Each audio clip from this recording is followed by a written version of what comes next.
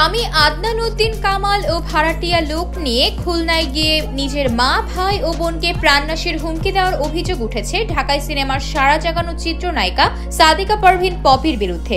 সম্প্রতি এই অভিনেত্রীর বিরুদ্ধে বাবার জমি দখলের অভিযোগ ওঠে। এ নিয়ে পপির বিরুদ্ধে খুলনার সোনাডাঙ্গা মডেল থানায় সাধারণ ডায়েরি করেছেন তার বোন ফিরোজা বেগম।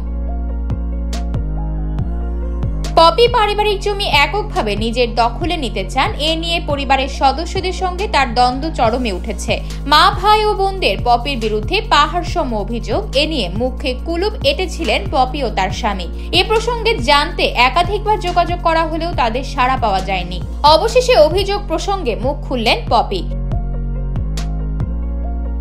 তিনি বলেন, 6 কাঠা জমি চাচা ও বাবার কাছ থেকে আমার কষ্টে অর্জিত টাকা দিয়ে কিনেছি, কিন্তু এদের অত্যাচারের জন্য এখনো পর্যন্ত এই জমি ভোগ করতে পারিনি। পপির বিরুদ্ধে পেশি শক্তি প্রয়োগ করে জমি দখলের অভিযোগ এনেছে পরিবার। তবে এই অভিযোগ উড়িয়ে দিয়ে নায়িকা বললেন, আমি কেন জমি দখল করব?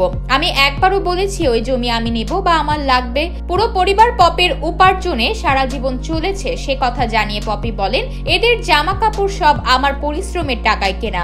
আমার পরিবারের কেউ কখনো উপার্জন করে খায়নি। 95 সালে আমার বাবা কিন্তু এদেরকে উপার্জন করে চালায়নি, আমার টাকায় চলেছে।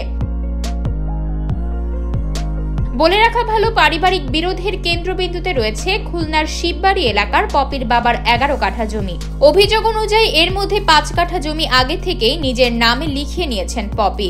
এখন বাকি 6 কাঠার মালিকানা পেতে তিনি মা, ভাই ও বোনদের চাপ দিচ্ছেন বলে অভিযোগ উঠেছে। পপির মায়ের অভিযোগ, তিনি যে বাড়িতে থাকেন সেটির বিদ্যুতের লাইনও নিজের নামে করিয়ে নিয়েছেন এই চিত্রনায়িকা।